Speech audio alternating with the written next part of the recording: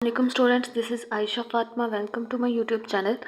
तो स्टूडेंट्स, जैसा कि आपको पता है कि हम लोग क्लास 11th फिजिक्स की जो न्यू बुक है Punjab education curriculum training and assessment authority, वो पढ़ रहे हैं। और इस न्यू बुक को लेकर हम लोगों ने चैप्टर नंबर 4 स्टार्ट किया हुआ है, जिसका नाम है वर्क, एनर्जी एंड पावर। आज हम लोग इस चैप्टर नंबर 4 का जो आर्टिकल है 4.3 conservative and non conservative forces, उसका पार्ट 2 पढ़ेंगे।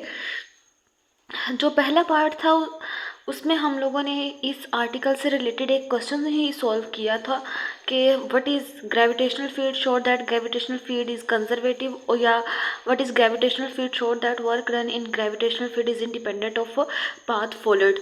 यानी कि हमारे पास जो वर्क डन हुआ था ग्रेविटेशनल फील्ड के अंदर, जो कि पाथ के ऊपर डिपेंड नहीं कर रहा था, वो वर्क डन हम लोगों ने फाइंड आउट किया था। आज के लेक्चर में हम लोगों ने जो चीज़ फाइंड आउट करनी है वो ये है कि show that work done along a closed path in a gravitational field is zero.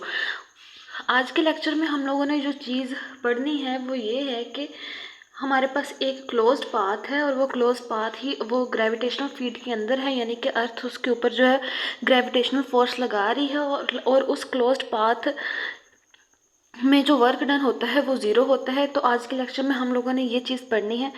Lecture शुरू करने से पहले आप लोगों से एक रिक्वेस्ट है कि प्लीज़ चैनल को सब्सक्राइब कर दें। अगर वीडियो अच्छी लगे तो लाइक करें, शेयर करें, और कमेंट्स में ज़रूर बताएं कि आपको लेक्चर कैसा लगा। हम लोगों ने वो क्वेश्चन लिख लिया है। Part 2 conservative and non conservative forces वाला जो लेक्चर है उसका पार्ट 2 हम लोग आज पढ़ेंगे कि what is gravitational field, proof that work done in gravitational field along the closed path is zero. Closed path हम लोग कैसे ड्रॉ करते हैं कि हमारे पास देखें कि ये एक क्लोज्ड पाथ है, ठीक है। ये हमारे पास ये कोई मैस है,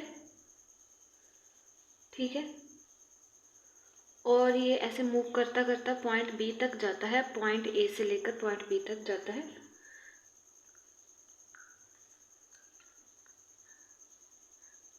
और फिर से दोबारा पॉइंट ए पर ही आ जाता है, ठीक है स्टूडेंट्स।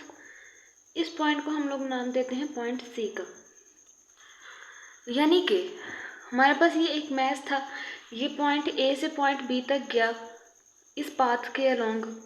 यानी कि जब इसने ये पाथ फॉलो किया तो ये पॉइंट ए से पॉइंट बी तक चला गया, लेकिन जब इसने ये पाथ फॉलो किया तो ये पहले ए से सी तक गया, ठीक है, फिर सी से बी तक, और दोबारा फिर ए पर वापस आ गया, ठीक है स्टूडेंट्स।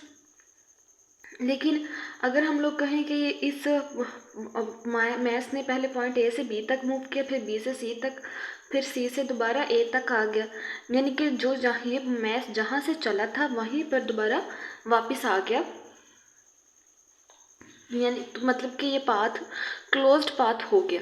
इस पाथ को हम लोग क्लोज्ड पाथ कहेंगे, क्योंकि ये मैथ ने पॉइंट ए से चलना शुरू किया था, और चाहे वो इस रास्ते से ऐसे होता हुआ वापस ए पर आए या ऐसे होता हुआ वापस ए पर आए, लेकिन वो दोबारा आता पॉइंट ए पर ही है, जिसकी वजह से हम लोग कह सकते हैं कि, और ये जो हमारे पास पाथ है ये हमारे पास ग्रेविटेशनल फील्ड के अंदर है, यानी कि ये बॉडी जो है वो पहले पॉइंट ए से बी तक जाती है, फिर बी से सी तक, फिर दोबारा ए पर आती है। तो यानी कि इस मैस के ऊपर जो फोर्स ऑफ ग्रेविटी लग रही है, जिसकी वजह से हम लोग कह सकते हैं कि ये ग्रेविटेशनल फील्ड के अंदर है।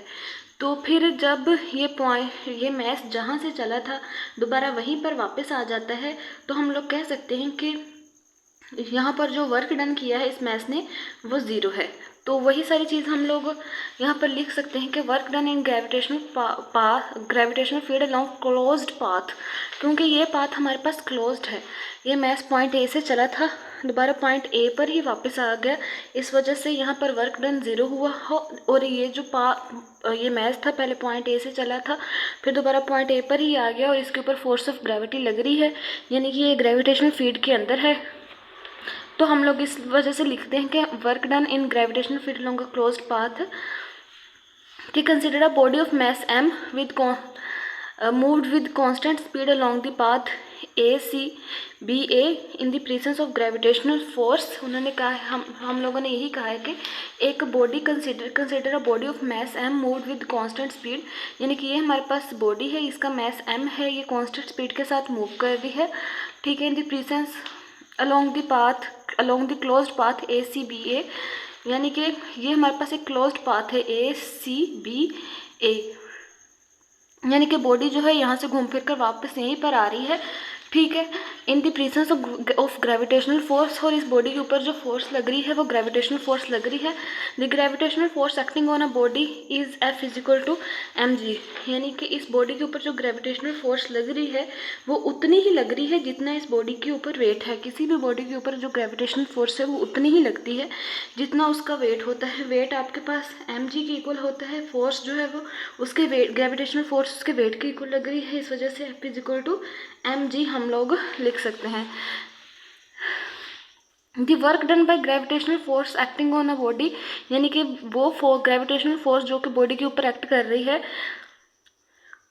वो जो वर्क डन कब करती है, when it is moved along a closed path,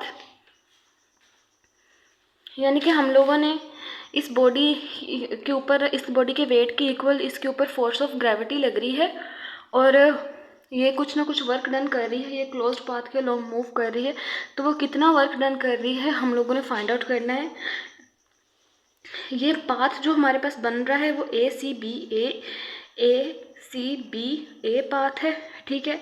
इस क्लोज्ड पाथ के अलोंग, इस क्लोज्ड पाथ में जितना वर्क डन हुआ है उसको फाइंड आउट करने के लिए पहले हम लोग जो है वो A से C तक जितना वर्क डन हुआ है वो फाइंड आउट करेंगे, फिर C से B तक जितना वर्क डन हुआ है वो फाइंड आउट करेंगे, फिर B से वापस A तक आने में जितना वर्क डन हुआ है वो फाइंड आउट करेंगे। तो स्टूडेंट्स पहले बॉडी A से C तक जाती है, यानी कि A से C तक जो है एक डिस्प्लेसमेंट कवर करती है इस डायरेक्शन में, ठीक है, और उस फोर्स ऑफ ग्रेविटी जो है उसको डाउनवर्ड एक्ट पुल करवा रही होती है, यानी कि उसको डाउनवर्ड एक्ट दे रही होती है, जिसकी वजह से जो बॉडी A से C तक जो डिस्प्लेसमेंट कवर करती है और फोर्स ऑफ ग्रेविटी जो है एक दूसरे के परपेंडिकुलर है, ठीक है स्टूडेंट्स। तो फिर एंगल 90 डिग्री का बनता है। तो वर्क, और जब आपको पता है कि डिस्प्लेसमेंट और फोर्स ऑफ ग्रेविटी जब परपेंडिकुलर हो तो वर्क जो होता है वो ज़ीरो होता है। तो हम लोग कह सकते हैं कि जो A से C तक जो वर्क डन हुआ है हमारे पास वो ज़ीरो है। फिर हमारे पास स्टूडेंट्स जो बॉडी है वो C से B तक जाती है, ठीक है, यानी कि बॉडी जो है वो अपर डायरेक्शन में डिस्प्लेसमेंट कवर करती है। बॉडी अपर डायरेक्शन में डिस्प्लेसमेंट कवर कर रही है और फोर्स ऑफ ग्रेविटी उसको डाउनवर्ड मूव करवा रही है, यानी कि जो डिस्प्लेसमेंट है और जो फोर्स ऑफ ग्रेविटी है वो एक ऑपोजिट डायरेक्शन में, जिसकी वजह से एंगल जो है 180 डिग्री बन रहा है।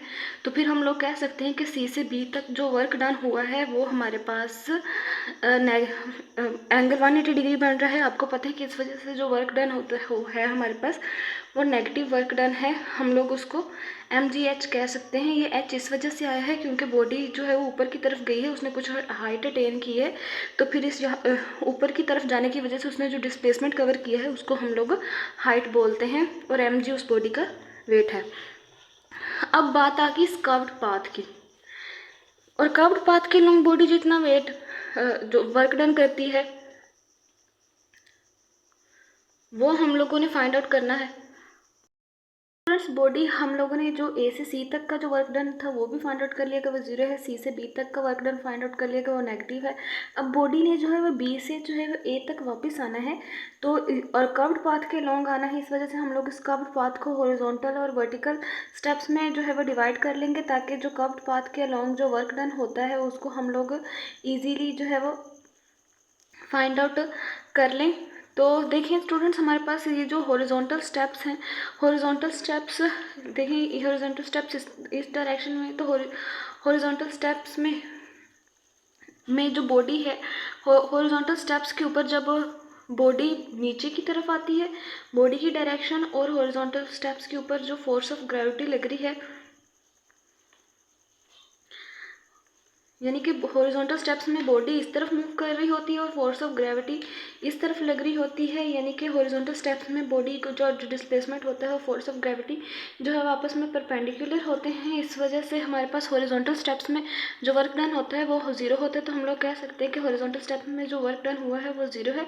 लेकिन जो वर्टिकल स्टेप्स है, ठीक है, वर्टिकल स्टेप्स में स्टूडेंट्स देखें बॉडी जो है वो ऊपर से नीचे की तरफ आ रही है, तो वर्टिकल स्टेप्स में बॉडी जो है डिस्प्लेसमेंट जो कवर कर रही है है वो भी डाउनवर्ड है और फोर्स ऑफ ग्रेविटी जो लग रही है वो भी डाउनवर्ड डायरेक्शन में ही है, यानी कि डिस्प्लेसमेंट की डायरेक्शन और फोर्स ऑफ ग्रेविटी की डायरेक्शन वो डाउनवर्ड है।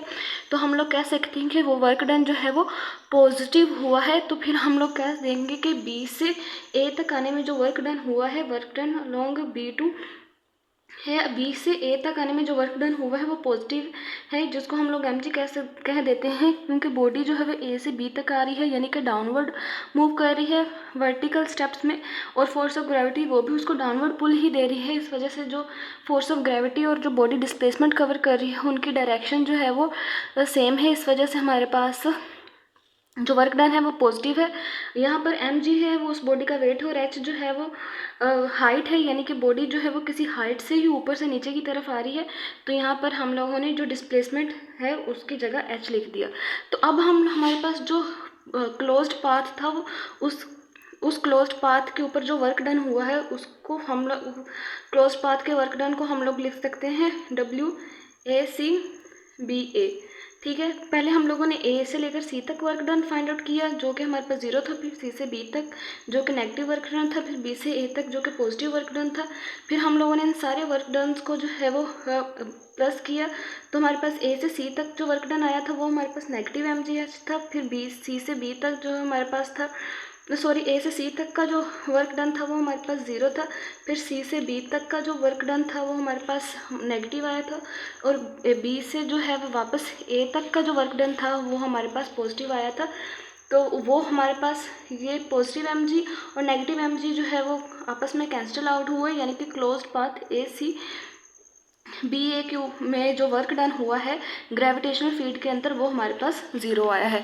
तो यही सारी चीज़ें हम लोगों ने यहाँ पर लिख देनी है। The work done by gravitational force acting on a body when it's moves along the path ACBA is given by, यानी कि ACBA हमारे पास पाथ है, उसमें जो वर्क डन हुआ है उसको फाइंड आउट करने के लिए पहले हम लोगों ने A से C तक का वर्क डन फाइंड आउट करना है, फिर C से B तक का, फिर B से A तक का वर्क डन फाइंड करना है। तो सबसे पहला पाथ है हमारे पास work done along the path AC,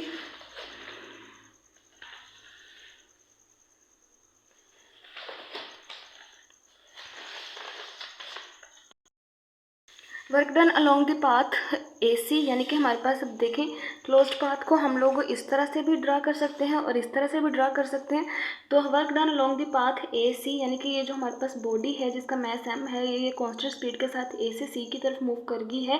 ठीक है, और ये यानी कि बॉडी ने जो है वो अपवर्ड डायरेक्शन में डिस्प्लेसमेंट कवर करवाया है, फोर्स ऑफ ग्रेविटी ने उसके नीचे की तरफ खींचा है, जिस वजह से एंगल 180 डिग्री बना है, और हमारे पास वर्क डन जो है वो AC से C तक का जो है नेगेटिव आया है। ठीक है, तो हमारे पास work done by gravitational force along the path AC, WAC is equal to हमारे पास mg d, जो हमारे पास डिस्प्लेसमेंट है हम लोगों ने उसको AC कह दिया था, और इस AC की सब जगह हम लोग h भी लिख सकते हैं, क्योंकि बॉडी यहाँ से लेकर यहाँ तक गई है, उसने कुछ हाइट अटेन की है। तो AC की जगह हम लोगों ने h लिख दिया। कोस 180 डिग्री कोस थीटा की वैल्यू हम लोगों ने 180 डिग्री पुट कर दी, जो कि -1 के इक्वल है। तो AC की जगह जब हम लोगों ने h पुट किया, फिर -1 से इसको मल्टीप्लाई करवाया, तो AC के लॉन्ग जो वर्क डन हुआ हमारे पास नेगेटिव वर्क डन आया, नेगेटिव mg लिख दिया। अब हम लोगों ने C से B तक का जो वर्क डन फाइंड आउट करना है। C से B तक बॉडी जो है वो इस डायरेक्शन में डिस्प्लेस होती है, यानी कि डिस्प्लेसमेंट की डायरेक्शन, और फोर्स ऑफ ग्रेविटी की डायरेक्शन इस तरफ होती है, यानी कि डिस्प्लेसमेंट और फोर्स ऑफ ग्रेविटी की डायरेक्शन परपेंडिकुलर होते हैं, इस वजह से वर्क डन 0 होता है। Work done along the path CB, तो work done by gravitational force along the path CB, यानी कि हमारे पास ग्रेविटेशनल फोर्स पाथ CB के अलोंग जो वर्क डन करवाती है वो हमारे पास 0 होता है। क्यों? उसकी वजह ये होती है कि हमारे पास बॉडी जो C से B तक जो डिस्प्लेसमेंट कवर कर रही है उसकी डायरेक्शन इस तरफ होती है फॉरवर्ड, और फोर्स ऑफ ग्रेविटी उसको डाउनवर्ड पुल करवा रही होती है। इस वजह से डिस्प्लेसमेंट और फोर्स ऑफ ग्रेविटी की डायरेक्शन जो है परपेंडिकुलर आती है, और एंगल थीटा जो है हमारे पास वो 90 डिग्री बनता है, और कोस 90 डिग्री हमारे पास जो है वो 0 के इक्वल होता है, और इस वजह से जो work done along the path CB होता है वो भी हमारे पास 0 आ जाता है। Work done along the path BA, हमारे पास जो पाथ BA है हमारे पास स्टूडेंट्स देखें ये हमारे पास एक कर्व्ड पाथ है। इस पाथ के लॉन्ग वर्क डन हुआ है उसको फाइंड आउट करने के लिए इसको हॉरिजॉन्टल और वर्टिकल स्टेप्स में जो है वो डिवाइड कर देते हैं। तो हॉरिजॉन्टल स्टेप्स की बात करें तो हॉरिजॉन्टल स्टेप्स में जो है वो फोर्स ऑफ ग्रेविटी की डायरेक्शन भी वही आ जाती है और डिस्प्लेसमेंट की डायरेक्शन भी वही आ जाती है, जिस वजह से हॉरिजॉन्टल स्टेप्स में जो वर्क डन है वो 0 हो जाता है। और वर्टिकल स्टेप्स में अब देखिए यहाँ पर वर्टिकल बॉडी जो है ऊपर से नीचे की तरफ आ रही है, तो वर्टिकल स्टेप्स में जो डिस्प्लेसमेंट कवर कर रही है बॉडी वो वर्टिकल स्टेप्स में उसकी डायरेक्शन और फोर्स ऑफ ग्रेविटी की डायरेक्शन सेम है। इस वजह से वर्टिकल स्टेप्स में जो वर्क डन हुआ है वो हमारे पास पॉजिटिव होगा। ठीक है, यहाँ पर ये जो डिस्प्लेसमेंट बी ए है उसकी जगह हम लोगों ने एच इस वजह से लिखे क्योंकि बी से ए तक कुछ हाइट से वो ऊपर से नीचे आया है, इस वजह से यहाँ पर हम लोगों ने एच लिख दिया। तो in order to calculate work done by gravitational force along the curved path, it is divided into large number of horizontal and vertical steps. Work done along horizontal steps. For horizontal steps, the force mg is perpendicular to the displacement. So in this case, work horizontal is equal to 0. अब हम देखते हैं कि work done along vertical steps में देखें students कि body जो है वो ऊपर से नीचे की तरफ आई है। तो फर्स्ट वर्टिकल स्टेप्स में जो उसने डिस्प्लेसमेंट कवर किया है उसको डेल y1 बोल देंगे। सेकंड वर्टिकल स्टेप में उसने डिस्प्लेसमेंट कवर किया है उसको डेल y2 बोल देंगे। इस तरह चलते चलते लास्ट वर्टिकल स्टेप में उसने जो वर्क डन किया है वो उसको डेल yn बोल देंगे। वर्क डन हम लोगों ने फाइंड करने हैं b2 a, ठीक है, जो कि हमारे पास उस बॉडी के वेट के इक्वल जो कि mg है, और बॉडी ने जो डिस्प्लेसमेंट कवर किया है बी से लेकर ए तक वो है हमारे पास बी ए। कोज एंगल हमारे पास क्या बन रहा है कि बॉडी ऊपर से नीचे आ रही है और हमारे पास कोज थीटा की वैल्यू हमारे पास यहाँ पर 0 आएगी क्योंकि बॉडी जो है वो अब यहाँ से ऊपर से नीचे आ रही है।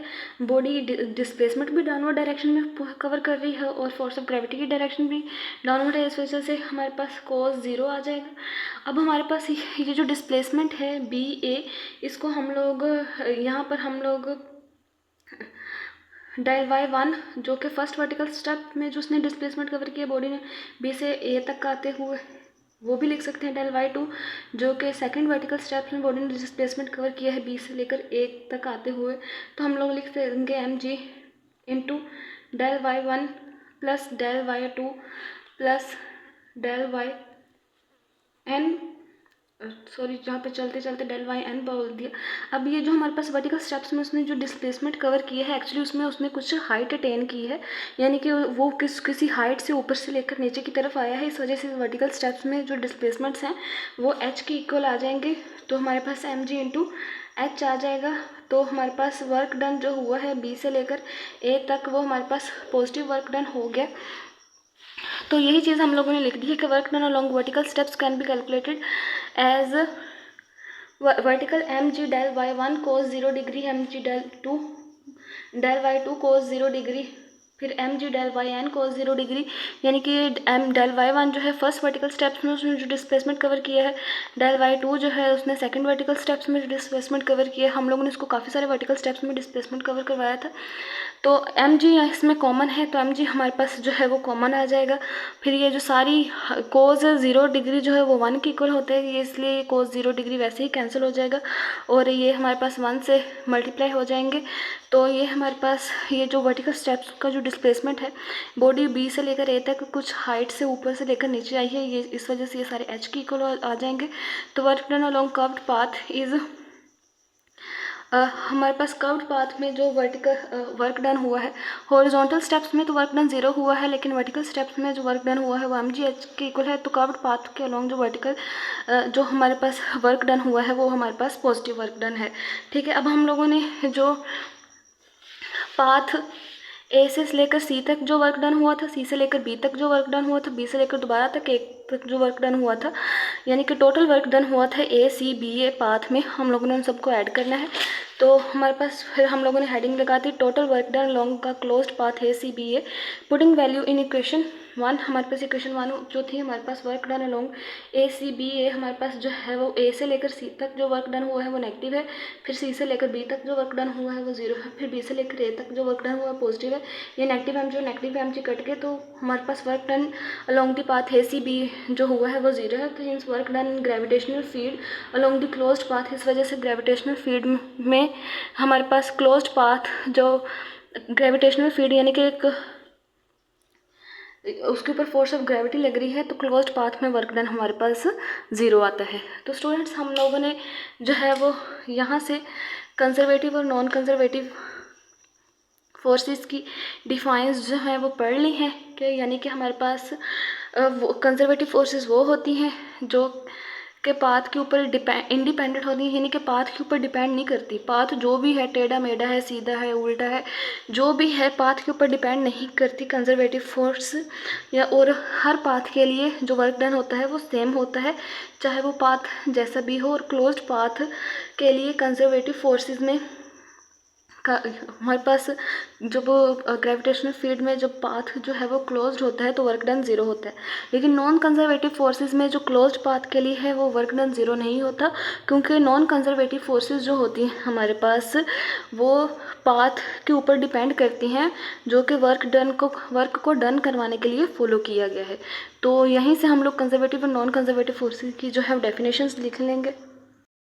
कंजर्वेटिव फोर्स की हम लोगों ने डेफिनेशन लिखी है, the work done by a force in moving a object between two points, यानी कि हमारे पास दो पॉइंट्स हैं और उन दोनों पॉइंट्स के दरमियान हम लोगों ने ऑब्जेक्ट को मूव करवाना है। और हम लोगों ने उन दोनों पॉइंट्स के दरमियान में ऑब्जेक्ट को मूव करवाने के लिए जो पाथ चूज़ किया है और हम लोग जो वर्क डन कर रहे हैं वो चूज़ किए हुए पाथ के ऊपर इंडिपेंडेंट है। तो फिर हमारे पास फिर वर्क डन होगा वो सेम आएगा हर पाथ के लिए। और the work done in closed path भी zero, the force is called conservative. और क्लोज्ड पाथ के लिए जो वर्क डन होता है वो हमारे पास ज़ीरो होता है। तो ये हमारे पास कंजर्वेटिव फोर्स की डिफाइन आ गई। The work done by a force in moving object between two points is independent of the path followed और the work done in a closed path भी zero, the force is called conservative forces. Next हमारे पास conservative forces के examples हैं। Gravitational force यानी कि जो force of gravity होती है वो भी कंजर्वेटिव होती है, यानी कि हमारे ऊपर फोर्स ऑफ ग्रेविटी लग रही है, चाहे हम चल रहे हैं, चाहे हम दौड़ रहे हैं, चाहे हम लोग जो है वो रिंग के चल रहे हैं, यानी कि जिस पाथ के ऊपर भी हम ज़मीन के ऊपर जो है टेढ़ा मेढ़े पाथ से चल रहे हैं या सीधी सड़क पे चल रहे हैं तो हमारे पास ऊपर फोर्स ऑफ ग्रेविटी लग रही होती है। ऐसा नहीं है कि हम लोग जो है वो जब एक सीधे रोड से चलते हैं तो फोर्स ऑफ ग्रेविटी और होती है और जब टेढ़े मेढ़े रोड से चलते हैं तब फोर्स ऑफ ग्रेविटी कुछ और होती है। नेक्स्ट है इलेक्ट्रोस्टैटिक फोर्सेस। इलेक्ट्रोस्टैटिक फोर्सेस हैं, ये भी कंजर्वेटिव फोर्सेस हैं। इलेक्ट्रोस्टैटिक फोर्सेस यानी कि ये जो बिजली की तारें होती हैं हमारे पास, चाहे वो टेढ़ी मेढ़ी हों या सीधी हों, लेकिन उनके ऊपर जो है वो एक सेम बिजली जो है उनमें से गुजरती है। उनकी कैपेसिटी के अकॉर्डिंग हम लोग उनको टेढ़ा मेढ़ा भी कर दें बिजली के तारों को, और हम फिर जब उसको किसी बैटरी से कनेक्ट करें तो उसमें जो है सेम करंट फॉलो कर रहा होगा। नेक्स्ट है इलास्टिक स्प्रिंग फोर्सेस। हमारे पास जो स्प्रिंग्स होते हैं वो भी हमारे पास कंजर्वेटिव फोर्सेस की एग्जांपल है। नेक्स्ट है हमारे पास नॉन कंजर्वेटिव फोर्सेस।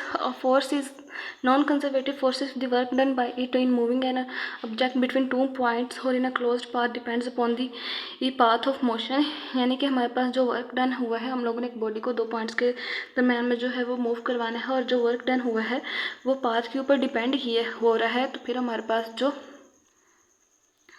उस वर्क डन को करवाने के लिए जो फोर्सेस होंगी वो नॉन कंजर्वेटिव फोर्सेस होंगी। जैसा कि हमारे पास फ्रिक्शनल फोर्सेस हैं।